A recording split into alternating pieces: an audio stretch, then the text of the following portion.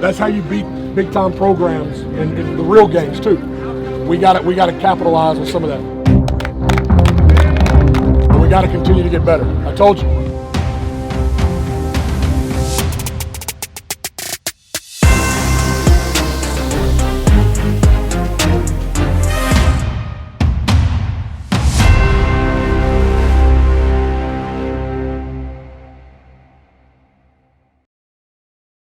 Welcome to the Brett Beard Show, sponsored by James Restaurant. I'm Jaden Kent. Here with me today is Coach Beard. Coach, how are we feeling today? Well, ready to get back to work and get going and get us a victory versus Dutchtown. Yes, sir. Coming into this game, do you think we underestimated them a little bit and kind of let this one go? I don't want to say underestimate because, we knew all week going into it what Live Oak is. It's a football program that gets up to play this game. And, I thought they did a really good job of coming in and being ready to play. And they just wanted it more than we did. There's no secret to this. You open up the drive we did and we go right down. And then all of a sudden they tighten the screws and get after us. And we just tuck our tail. And, they just wanted it more than us. It just meant more to them.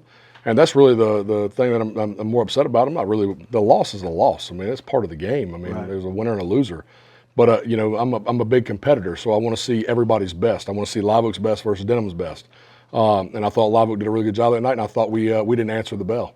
We just kind of laid down and let them take it to us, and we deserved the loss. And now we deserve to dig out of what we've created. Yes, sir, I agree. With that, let's get into the highlights from Thursday night's game against Live Oak. Yellow Jackets taking the field, really hyped up for this rivalry game against Live Oak. Purple helmets, purple jerseys, white pants. Everybody's talking trash, getting ready before the game. Horn hands it off to number 6, Slade Daigle, who's back for the first time in a while, finding gaps, running for a good first down. He's looking really good. Horn fakes it on the QB keeper, keeps running, just goes. Nobody can catch up to him. Runs out of bounds for the first down. Horn takes the snap, takes it himself, stands up, keeps going. The whole line is pushing him. Huge push from the O-line. Falls into the end zone, early lead. Jackets up, touchdown. Really big play for the Jackets. Everybody's celebrating. Coach, how did our offensive line help Jerry to get that touchdown? Well, I thought it was a great finish right there. You come out fast. We talk about starting fast, but the problem is we started fast and fizzled out. We kind of did that the last 2 weeks where we just come out the chutes, playing fast, finishing drives. A lot of excitement, and then we just kind of go flat, and we begin to kill ourselves and shoot ourselves in the foot. Right here was a great finish and a great start to the game. However, we know how that turned. Right, early start. Bravo's extra point, missed, wide left, no good.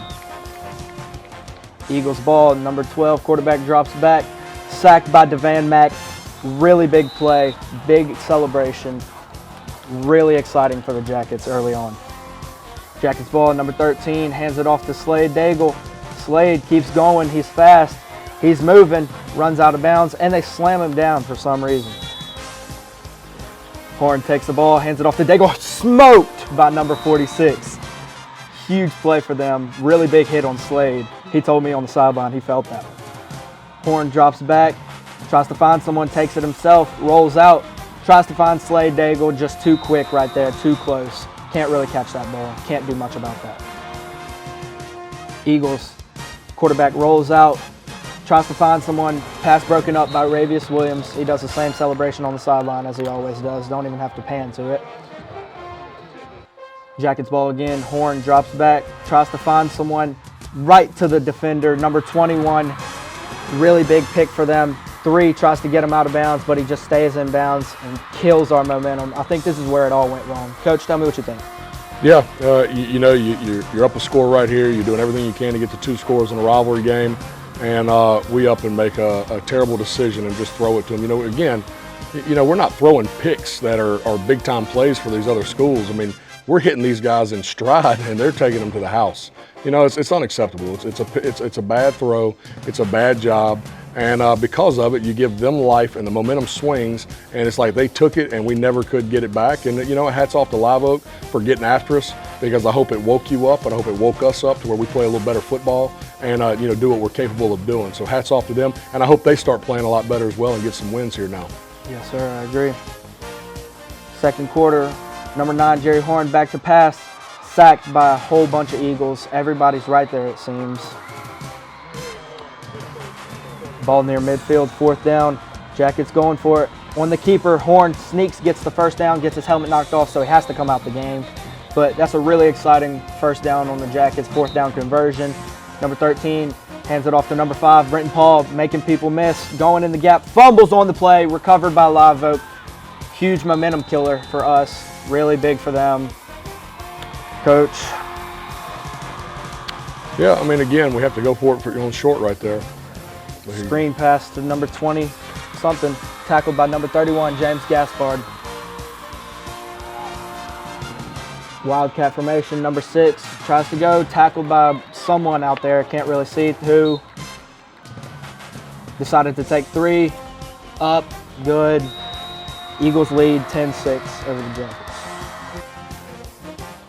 Horn tries to find someone, almost sacked, evades pressure, rolls out, throws it, tip drill, caught by Colton LaBeouf, making people miss, going down the field.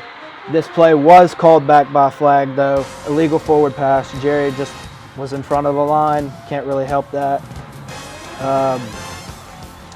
Can't really do much about that, Coach. No. Oh, they have a replay, even better, so I can go over this. My favorite play of the game right here. 1, LaBeouf makes a big-time play. Tip ball, he goes and scores. Awesome. He finally made a little play to get all excited. 2, 9, who is notorious for running, has plenty of room to run, decides to throw the football when he's 2 steps in front of the line of scrimmage. And one of our receivers, because they were jogging routes, got smoked and knocked down.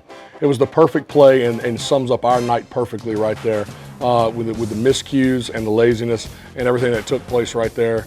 It was kind of just sums us up right there. That was my favorite play of the game. And really, you know, a lot to be unpacked and a lot to learn from this game. And, you know, that's what we're going to do. Very next play, Horn hands it off. Oh, nope, it's fumbled. They hit him while he was down. That's going to be a flag. Unnecessary roughness. Halftime, Eagles lead 10-6. 3rd quarter, quarterback rolls out, juking people out. Just keeps going, little shuffle pass. Complete, falls incomplete. The kid is a good player. 3rd down, Jerry Horn tries to find someone, just missed and tipped up by Brenton Paul, number 5. He's looked a little rough. Number 12, quarterback for the Eagles, drops back, almost sacked by number 36, Darius Scott, keeps rolling out, tries to find something, making people miss, running for the first down, still juking people out. Big tackle by number 21, Jacob Beal. Quarterback hands it off to number 2, tackled in the backfield by a gang of Jackets, number 39 and number 22, Devin Mack and Ja'Cory Gross. Number 13 fakes the handoff. Everybody's right there. Big sack for the Eagles. Huge momentum gainer for them. We just look dead at this point. You can't really help that for us. Number 12 rolling out as he usually does. Finds someone down the field. Number 2 wide open and just absolutely flipped up. Big first down for them. I don't know what we're doing at this point. Oh.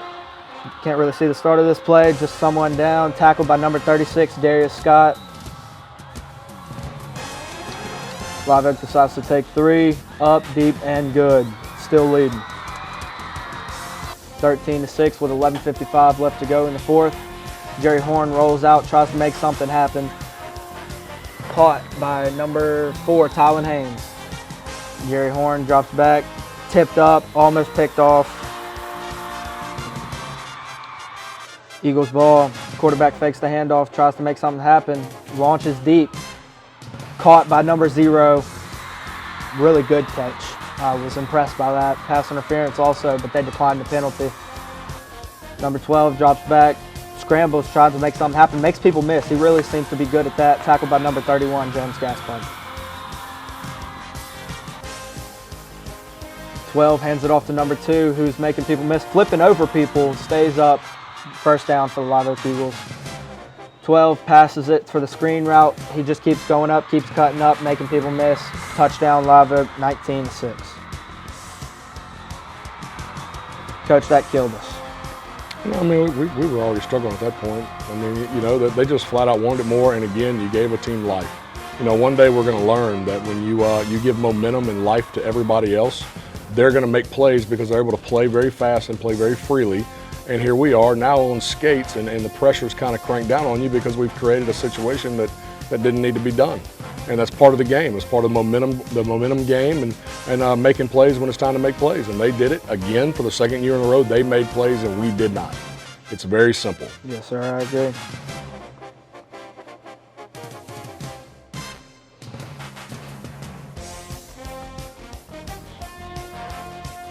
Two-point for the conversion for the Eagles, really good. We practiced that all week, so we knew it was coming. I just don't know how we didn't stop it. Horn drops back, unloads, tries to find someone. Number 18, Colton LaBeouf, overthrown. Eagles ball, dropped by number 12, still rolls out, tries to find something, doesn't, just slides right there, takes the loss. Jackets ball, Goldman finds number 17, John Gaspard, over the middle, who fumbles. Ball was punched out. Another recovery for the Eagles. It just keeps going downhill for the Jackets. That kid's made big plays all year. You know, he had one miscue. It happens. Yeah. You know, he's played hard all year. Yes, sir. Eagles, victory formation, take the snap, drop back, kneel the ball. Live Oak wins 21-6. Jerry Horn, 10 for 27 passing, 103 yards, 1 touchdown, 1 interception. Slade Daigle, 8 carries for 48 yards. Tylen Haynes, 5 receptions, 64 yards. Coach, when we turn over the ball multiple times, what happens to our morale? Well, I mean, you know, we're a very momentum riding type team. You know, when it's good, we're really good. When it's bad, we're really bad. You know, Yes, we've been notorious for that for a few years here now. Like, I don't know how well we handle adversity. I don't know how well we handle really the ups and downs, you know, of what goes into a football game. And, you know, we just about show it every week that when things get a little rough and a little pressure gets cranked down, we tend to kind of buckle at times, you know. And look, we've tried everything possible.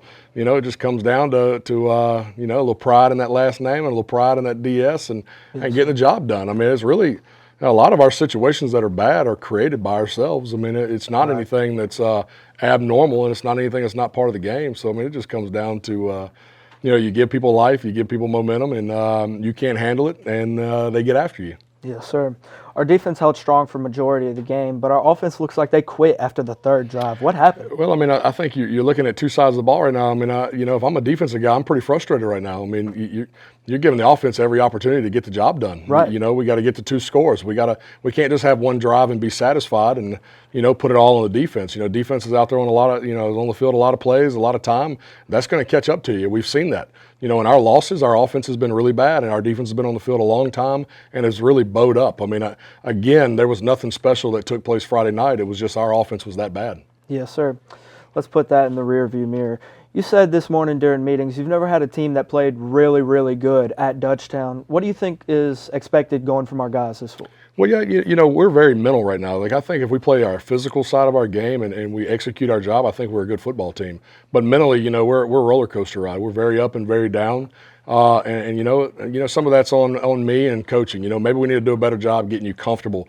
You know, just throw some hitches or some slants and complete some easy throws so we get comfortable. Right. You know, maybe just run a real simple duo play, things we don't do. Yes, sir. You know, to get us comfortable.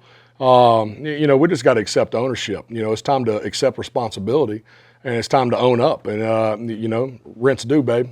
That's right. The job's got to get done. I mean, you can run from it, and if you do, you're not built for this. Right. You know, we live in a day and age where everybody thinks their kid's a college football player. Well, you know, the thing is, we're skipping the major step here. That's being a good high school football player. Right. And you know, we put pressure on these kids and cause them to do more, want to do more than they need to, and some do more than they're capable of doing. And because of it, it gets in their head and it wraps them up. And you know, we see kids starting to struggle a little bit. You know, we've seen a lot of it here. I've seen more of it here than anywhere else. You know, except the fact that your kid's a great high school football player. Let him go be a great high school football player. And if it's in the cards, you know, I think a lot of times the outside pressures, you know, Saban calls it the rat poison, and things that are out there, you know, people listen to, and everybody's got an opinion. We know what opinions are. Right. I don't need to say it. I believe it. But, you know, it is what it is. It comes down to young men, 15, 16, 17-year-old kids accepting responsibility and getting the job done. And, you know, until they do that, I'll wear it, I'll own it, and I'll put you on my back and carry you as far as you can go. Yes, sir. Coming off a hard loss last week, what's our goal looking forward? We got to get back to being us. I mean, just play our game. And, again, the wins and losses take care of themselves. Yes, if sir. you play our game and you run our offense and you run our defense, you play special teams and you make that special and you execute, you know what? If they beat us because they're a better team, hats off to them. Right. But if we're just going to lay down and take it, I mean, there's nothing we can. There's nothing fun about that. There's nothing you can do about that. Just play our game. I think people have this outside perspective or these thoughts that I put all this there's no pressure. The pressure is just play. Right. Play the amazing game of football. Play it at a very nasty and high level. We train you to do that, but it's got to be done. If the lights come on and the lights go off on Friday night and you don't do it, I mean, it's coaching. Right. Thanks for watching this episode of the Brett Beard Show, sponsored by James Restaurant. Game is Friday night versus Dutchtown at Griffin Stadium, 7 o'clock kickoff. I'm Jaden Kent, your host. Here with me today was Coach Beard. Coach, thanks for coming out. Yep, absolutely. Looking for a big one Friday night. Yes, sir. That's how you beat big-time programs in the real games too. We got to capitalize on some of that. We got to continue to get better. I told you.